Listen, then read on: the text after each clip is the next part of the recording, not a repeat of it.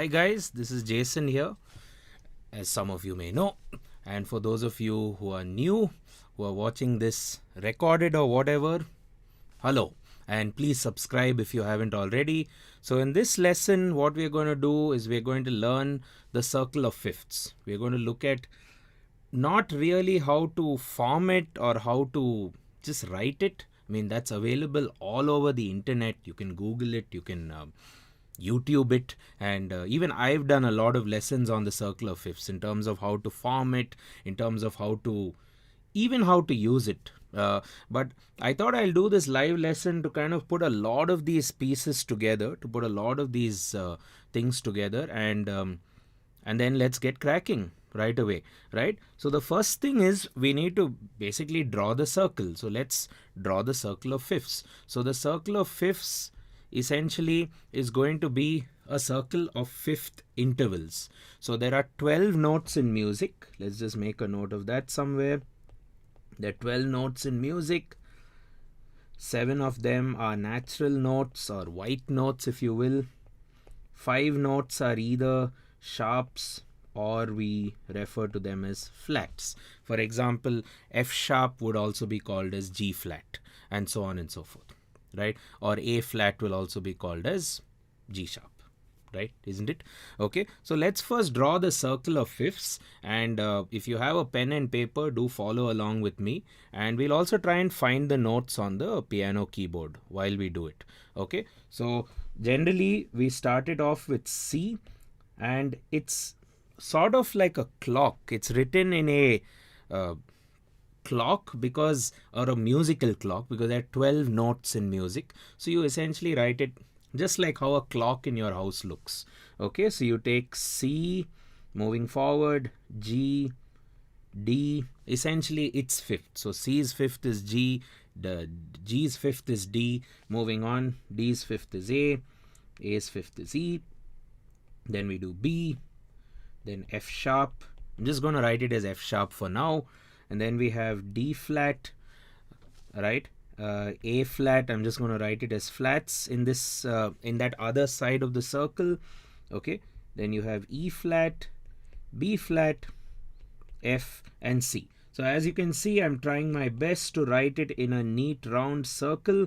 So then, yeah, it's just easy to visualize, I guess, right? So this is the circle of fifths. So first of all, what do we do with this? Now, the traditional classical approach for the circle of fifths is to just kind of, tell yourselves that if you divide the circle along this axis, if you divide it like this, all of your sharp keys are going to be here, all your sharp scales are there, and all of your flat scales are there. So that's one easy way to visualize the circle of fifths. You essentially have your C, which has nothing. You have C, which has essentially 0 sharps flats, G, which has 1 sharp or 1 flat. Then you have D, which has G has just 1 sharp, namely F sharp. D will have whatever G had, which is F sharp, and 1 more, namely C sharp. Then A will have whatever D had, including the G sharp, and like that it goes on and on. So you'll increment sharp, sharp, sharp until you come here, which is B major having 5 sharps, and then finally you go F sharp major, which has 6 sharps. Now you may argue, what is the 6th sharp? Because there are only 5 black notes on the piano. So the 6th sharp is nothing but E sharp. Now you may argue, why on earth do I have to write something called as E sharp? Well, E sharp equals F. It includes it is the white note F actually, but we call it E sharp because of a music theory thing, so that when we notate it, especially in staff notation, it's a easy way to visualize it, right? And it's easy way to separate between different scales. So we'll get into that maybe in another video. That's not the point of this video. The whole point is how you use this stuff. So for now, actually we don't even need the scale analogy for the circle of fifths. It'll be completely fine if you just remember the notes C, G, D, A, E, B, F sharp, D flat, A flat, E flat, B flat, F, C in the clockwise direction, and then C, F, B flat, E flat, A flat, D flat, F sharp, B, E, A, D, G, C in the counterclockwise direction. And if you move clockwise, you'll have fifths. C, G, D, A, E, B, F sharp, D flat, A flat, E flat, B flat, F, C. Those are all your fifths. And if you move in the counterclockwise direction, which is basically this direction, if you move in that direction, you're going to get your fourths. So that will be C, F, B flat, E flat, A flat, D flat, G flat or F sharp, B, E, A, D, G, C. Quite a cool ear training exercise right there. You could play the note C, F, try to sing that note, and then from F you try to sing its fourth. So C, F, and then check on the keyboard if you're right, and luckily I'm right. Then what is F's fourth? B flat. F, B flat or F, B flat. You can either go up to B flat or down to B flat. So C, upper F, B flat. I'm coming down, sorry, to B flat. F, B flat. I'm not doing B, F, B flat. I'm doing F, B flat. Okay, and then it goes on. E flat, A flat, D flat, G flat, B, E, A, D, G, C, and so on. So that's how you could practice it with your ears. Essentially, you just sort of hear it out, sing it inside you, and then or sing it out, and then you try to exactly match it because you can see the note. So it's good for ear training. But again, what we are going to do in this video is to explore how you can use it to compose stuff like chord progressions and a few other things, which I can also explain geometrically, because it's a circle at the end of the day, right? So moving on. So this is the circle of fifths. The flat scales are here, the sharp scales are here. But how I'm going to consider using this is more on the lines of how you can build scales, chords, intervals, and pretty much everything using just this circle. So let me start off by building scales and intervals. Okay, so I'm just going to take what I call rather as the tonal center or the key center, or I guess in Indian music we call it sa, which is the root of the whichever scale you're trying to build, right? So I'm just going to circle that, and let's consider A as the root, okay, or the tonal center, not C. I like A, so let's just keep A. So from A, if you move, just remember you have two directions: with the clock, clockwise, against the clock, or anti-clockwise or counterclockwise. So if you go with the clock, your very next neighbor is E, okay, and if you go against the clock or counter the clock, your very next note is D. Okay, so I'm just going to put an arc around that. Okay, let me write that neater. There we go. So you have A, D, and E. Now this cluster is something you need to really remember in the key of A major, okay, for two reasons. Because these are the most important chords you will ever use. The tonic, which is A, okay, then the dominant chord, which is E, and then the what we call as the subdominant or the predominant chord, which is D. So pretty much all your chord progressions can just be built by playing around the major chords of all this stuff, right? So for example, if you take A major, then go to D and E and D, you get all sorts of music, right? For example, in the jungle, the mighty jungle, the lion sleeps tonight.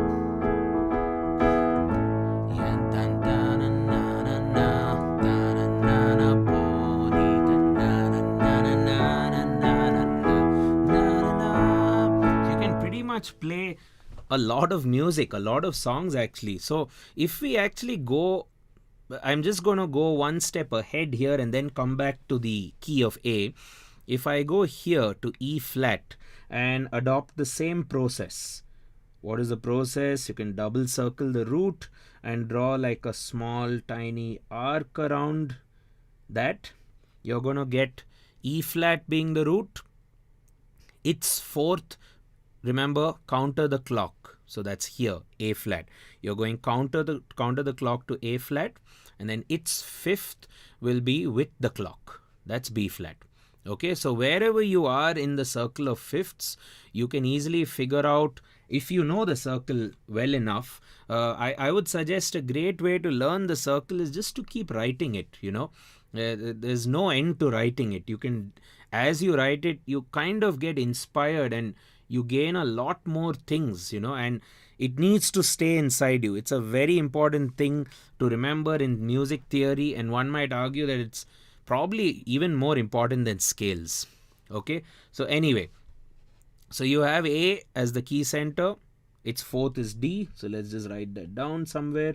This is called as the perfect fourth, this is your root, and this is what we call as the perfect fifth. Okay, A, E, D being the fifth, and D becoming the fourth. Now you'll find that in the key of A major, I repeat, in the key of A major, if I continue my arc, if I just move along clockwise, you'll see that all the notes of A major scale are very well laid out. D, A, E, B, F sharp, D flat, A flat.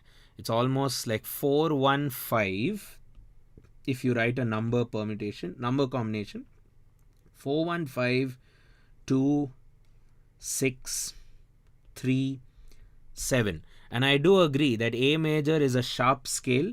You can tell that by its orientation around this diameter. All of these are sharp scales and all of these are flat scales. So if A major is a sharp scale, all these notes just have to be respelt. So you write this as C sharp and you write this as G sharp. So in a sense, the circle of fifths, if you actually remember this circle, it is kind of giving you every single major scale right here.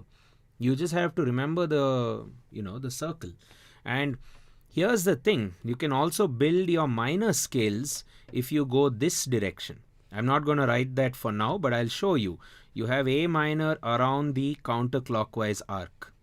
That's your A natural minor. So A major along the clockwise movement and A minor around the counterclockwise movement. So that's A, B, C, D, E, F, G, A. So it's just this arc for minor and it's this arc for major. So what I've observed very clearly with the circle of fifths is whenever a note is as close as possible to the tonic, for example these, they tend to work a lot better, they sound more popular, and I guess they sound more stable. Not to say that the third or the sixth doesn't sound stable, but the third and the sixth, since it's away from the root, what I like to think is that it gives you a kind of an emotion, right? So for that analysis, let's have another circle of fifths ready, and you saw how lightning quick I drew that, right? You should congratulate me. Anyway, so I'm going to do the same old thing. I'm going to write down my A, double circle the A right there, and then pretty much go through the same process, right? But I'm just going to name these intervals in terms of their emotion. So you have your perfect fourth, which is around that arc. If you remember what I told earlier, it's around the arc here. So perfect fourth, counterclockwise neighbor, perfect fifth. Okay, and then here you have your major second. Okay, that's A to B. This is the major second, we call it that. And then you have A to G, the other direction, which is called as the minor seventh. So if you look at this geometrically, this is 2 steps from A, or a tone from A. And A to G, it's the same geometric distance, right? A to D, A to E, right? So A to G will be a minor seventh, A to B will be a major second. So repeat, A, B, and then A, G. Okay. And then moving forward, A to F sharp. What do we call that? We call that as the major sixth. And what is A to C called? We call it the minor third. Okay. Remember, A is my root. A is my home base. So that's A, C minor third, and then A to F sharp. A, F sharp, major sixth. Okay, so this is also a great way to practice your intervals. Start with the easy ones. A, obviously. Then A, D, Sama, perfect fourth. Then A, E, Sa, Pa, perfect fifth. And then you do the seconds and the sevenths. A, B, super easy. A, G, slightly tricky. A, G, minor seventh. Then you practice minor third and major sixth. A, C minor third, and then major sixth. A, F sharp. Remember, if you can, again, it's not compulsory, but if you can, if you feel you can, try to sing it before you play it. Very important. Okay, moving on. So what comes next as we are going away from my tonal center? Okay, I'm going to call this the tonal center, or let's just say root for now. And moving away from the tonal center, you have your D flat, which is your major third. You can also respell it to C sharp if you wish, right? Which is the correct thing in any case. So that's your C sharp. Actually, to avoid confusion, let me just call it C sharp right there. Okay. And then if you move in the other direction, you're going to get yourself the minor sixth, which is F. Okay. So A, C sharp, and then minor sixth. A, F, A, F. That's how the minor sixth sounds. And now I'm just going to mark out all of these with one arc, just to indicate that all of these guys will start sounding on the more tense side with respect to A. So it's a great way to visualize your emotions. If you see the farthest interval or the farthest distance from any musical note in the circle of fifths to any other musical note in the circle of fifths is the diameter. I hope I got that right. My maths is a bit shaky, but I would guess this is the may not be diameter. The basically, yeah, maybe someone in chat can just type this out. Basically this. Hopefully it's the diameter. So A to E flat is going to sound the most tense of the lot. Okay, we call this as a tritone. So you have A, E flat. There we go. That's very tense. It's farthest away from the root. Then similarly, you're going to have B flat as well. So yeah, that's like a horror movie interval. Minor second. A, B flat. Yeah. A, B flat. A, B flat. There we go. So we call that as a minor second. And then A to A flat. Well, again, we could respell that as G sharp. We call that as a major seventh. So A, G sharp. There we go. That's your major seventh. So this is all your intervals of A major scale, which you've got again quite nicely with the circle of fifths. Okay. So the point we are trying to make here is the closer something is from the root, the more usable it is. Right? And the farther something is from the root, actually the word usable was wrong. I would say the more resolved and the more normal it sounds when it's closer to the root. And farther than the root is where it's going to sound more, I guess, more artistic or more chaotic. You know, you should never really say that something sounds wrong, because in music, if you just use intervals is just one note with respect to the other. So why would that sound wrong? It's just a different vibe or a different theme or a different emotion and stuff like that, right? So this is an overview of the circle of fifths for building your scales as well as building your, for building your scales as well as building your intervals, right? Now we need to get to chords. But before we get into chords, let me first draw the circle again. And by the way, if you have any questions, if you're watching this live, please shoot them out. And yeah, that's basically it. And if you're watching this pre-recorded after the lesson was over, do try and perhaps get a book and paper with me and try to write this stuff down. Okay, guys, so there are any questions, please shoot them in the comments. I'll be happy to answer them all. Okay, moving forward, coming to chords. So if you have to build a chord theory of some scale, right, let's just pick another root. Shall we take B flat as our root? Why not? So like I said, you can take pretty much any root of the scale. In this case, I'm trying to take B flat.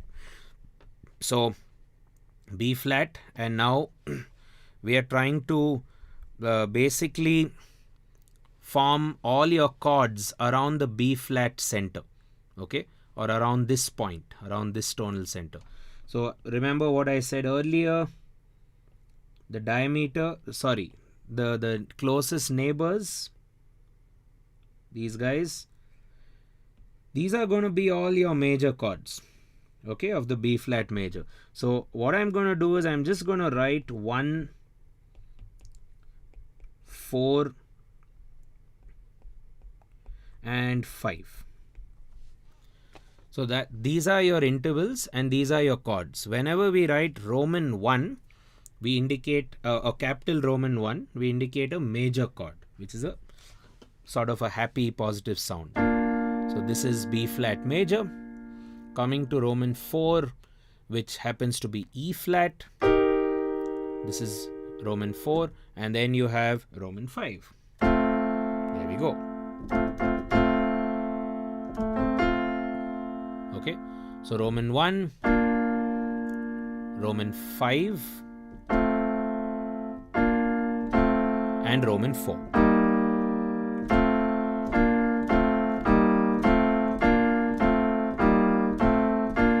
Okay, cool. I'm just going to take one question. Does circular fifths apply to the blues too? This clearly applies in this context, and I'd request you to ask any number of questions you want, of course, as long as it's on this topic of the circular fifths. So keep the questions coming.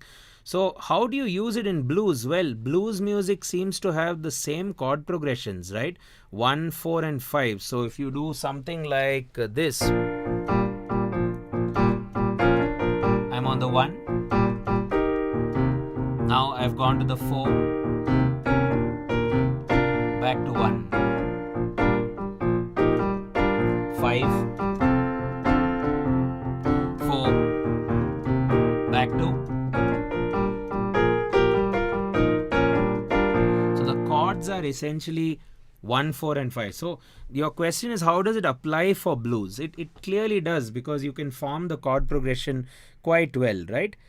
Can we use this circle to come up with understanding Carnatic or Indian classical music? Yes, I mean, I just told you that if you look at the earlier slide which I populated, you will find that all intervals can be formed. So let's just say in simple words now at this stage in our lesson that the circle of fifths is a very what do you say, a very global topic, and it's a very geometrical kind of thing. What I wanted to communicate mainly in this lecture is to tell you that the circle of fifths is not just something you mug up those sharps, flats and stuff like that.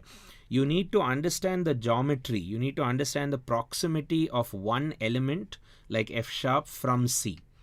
You'll find that it's far away. So C to F sharp is going to sound quite interesting or very artistic or very different and stuff like that. Okay, moving forward. So to count the chords of the major scale, you just have to pretty much continue your journey clockwise. Okay, you get in not C major, if I said C, sorry, B flat major. So the next chord in this arc will be C. Now what is it going to be? The 2 minor. Okay, so C is the 2 of B flat, so you get your 2 minor here. G is the 6 of B flat, you get your 6 minor. So remember, a major scale basically has what do you call it? A major scale basically has 3 major chords. right? B flat, E flat, and F. And then the minors, and in the same major scale, you have minor chords, which is 2 minor, 6 minor, and this is going to be your 3 minor. Okay, and finally you have your 7 diminished. Someone said, why do people don't talk so much about diminished? Well, maybe we should. I will. I'm going to probably do this. You've motivated me to do something on the diminished chords, and I already have some ideas in mind. Thank you for that suggestion. Right, moving on. So these are all your chords of the B flat major scale. So if ever you have a doubt with the scale, with the intervals, with the chords from anywhere, if ever you thought that one scale is more difficult than the other in terms of theoretical formation, think again, because you just need the circle of fifths, and it sort of puts every scale and every system on an even playing field. It's like all on an even playing field. I hope that's a fair enough thing to say. So if you're on B flat major and you're composing a chord progression, you can just visualize. You can visualize and look at things. So 1, 5, 6, 4. So 1, 5, 6, 4 is your standard pop progression, I would imagine. So you have 1, 5, that's F. So for 5, what do? You just go one clockwise step. That's B flat, F. And then for 6, you go 3 o'clock this way. You skip there. G minor, E flat, and that's your 4. Then E flat glides back to the tonic, which is 1. B flat, F. G minor, E flat, B flat.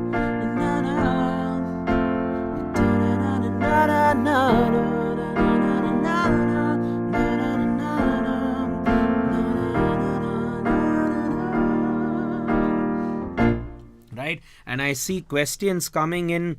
If now someone mentions modes and mixolydian and stuff like that, it's a great thing to ask. And thanks for being such an awesome audience. First of all, y'all are making this class quite really exciting, actually, even though I can't see your faces. But anyway, so if you look at B flat, and then if you try and build, let's say, modes, you'll find that C or F or E flat, if you realign your tonal center on F and do the same arc, you're going to get the chords of the F version or the F starting point of B flat, which will essentially be F mixolydian. So F mixolydian will be here, and then E flat Lydian will be here, and then you have your relative minor, which is G minor, and everything starts by you circling the root. Then this side will be the 4th, that side will be the 5th, and that's basically it. You just have to learn how to count this way and that way, I guess, right? Or clockwise and counterclockwise. Okay, so we've built all the chords of the major scale now using this system. Pretty much all the chords are right there, isn't it, guys? Okay, so let's try and now look at a few artistic ways of doing this, a few more interesting chord progressions which I like to do very often. So I've told you all the pop stuff. So for pop music, you rely on your 1, 4, 5 and the occasional 6. So you need to remember, if not anything, you'll remember the 1, 4 and 5 quite well, I would feel. So the circle of fifths is one of the main tools. It may not be the only tool to give you an analysis of chords and come up with chord progressions, but it's a really nice tool, right? If you remember the minor, some people are saying minor circle of fifths. Well, this may be the major circle of fifths because it's on the major scale. But if you build this on the minor, this is going to be B flat minor, F minor, E flat minor. This is going to be converted into the minor chords. And then you'll have, actually in the B flat minor domain, you'll have a C diminished, which is the 2. Okay. And then you'll have the 6, 6 major. You'll have the 3, major, and you'll have the 7 flat or 7 major. So in a sense, the formula is pretty much the same. It is still 4-1-5-2-6-3-7. Maybe you want to remember that. You circle something, start from something a counter clock down, and you just count 4-1-5-2-6-3-7. Like one of your phone numbers. Long ago we actually remembered phone numbers. So maybe you can just revisit those days and remember this circle of fifths thing as a phone number. Okay, 4-1-5-2-6-3-7. Right? So I have a little bit more to cover before I move on to before we are done with this lesson, and then move on to the next one at some point. So the next thing I'd like you to do, or leave you with rather, is a few artistic ways of using the circle of fifths. So let me limit my explanation, since this is just one lesson. We'll do a lot more on the circle of fifths. I love it. I love the circle, and it's so amazing that you actually can compose music by just staring at the circle. You can just look at it and you can make songs, really. Okay, so if you look at this geometrically, now for everyone's ease, I'm going to choose C major.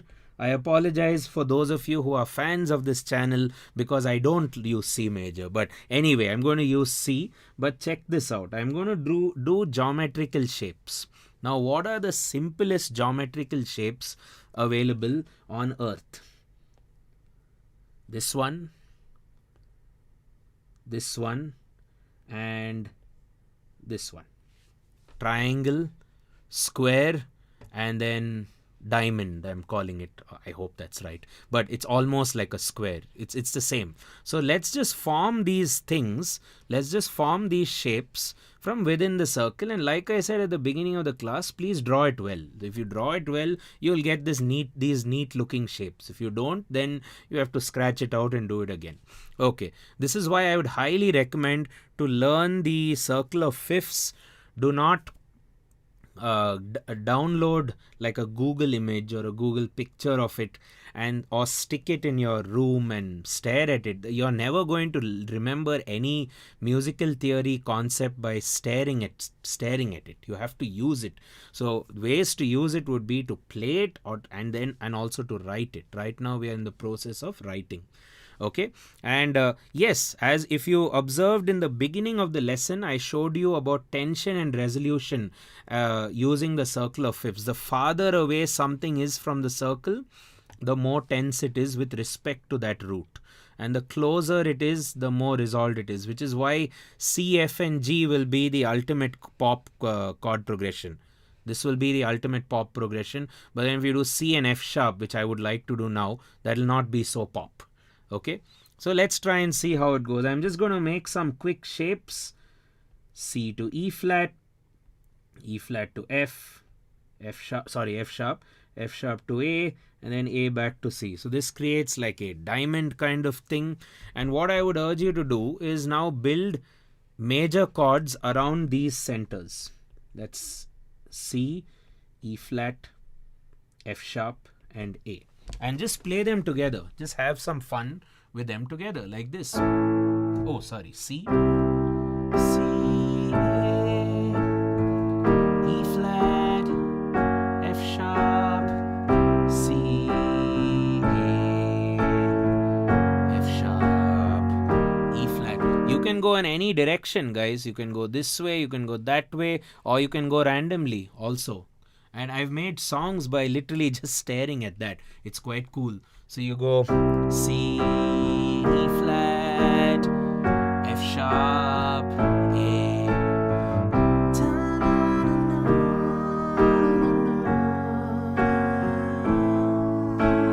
It's rather weird, but it's very thematic.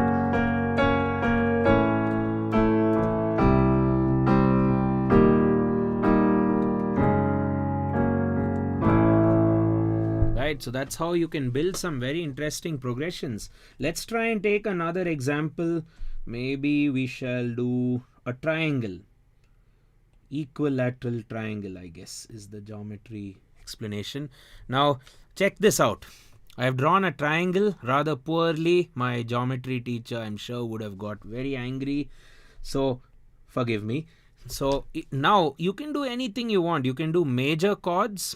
Now let's try this with minor chords. So now what we are going to try and do is, let's see how C minor works as a chord progression with A minor. And then how does that also work with a chord progression on E flat major, E flat minor. Basically all minor chords or all major chords. So it's up to you. If you would like to play it with major, fair enough. If you'd like to play it with minor, fair enough. I'm going to do minor. C minor, E flat minor, A minor. Beautiful sound. Very Hollywood movie score like, right?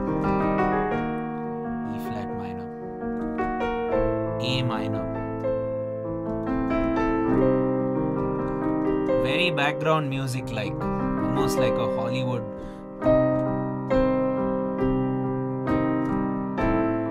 You just play with the chord tones.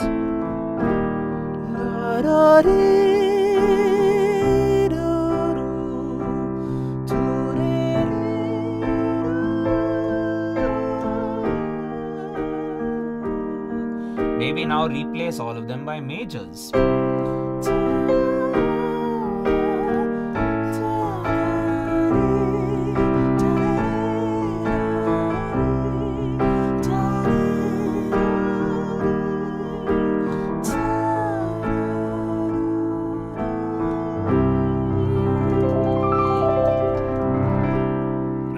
So actually then if I go back, this is also something which I don't want to leave without doing.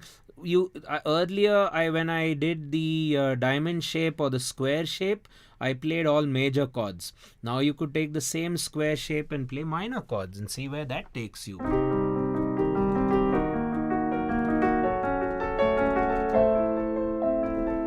Beautiful, I love this.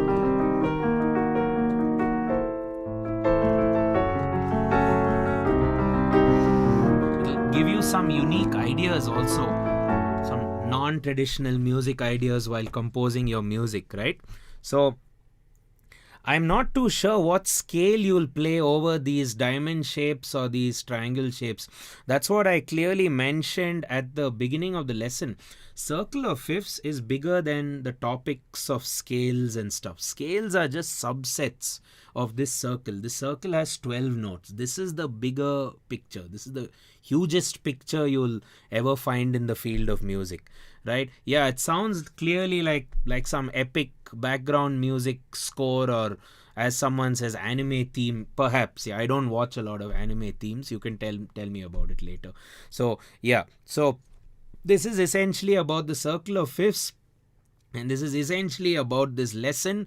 So I'm pretty much done with the lesson now, because what's happening is we are doing another stream. We're doing another live stream. So I'd encourage all of you guys to head over for that as well, for that live stream. I'm just going to put the link right away in your chat. And while I'm doing all this, if you have any questions, please let me know in the comments. I would encourage any kind of questions. Thank you so much for all your kind words. It's awesome to hear from you guys. Okay, so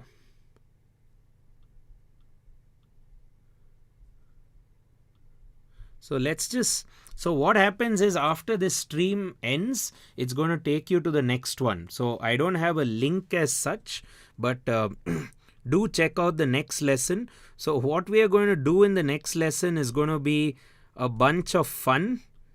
This is something I'm doing for the very, very first time.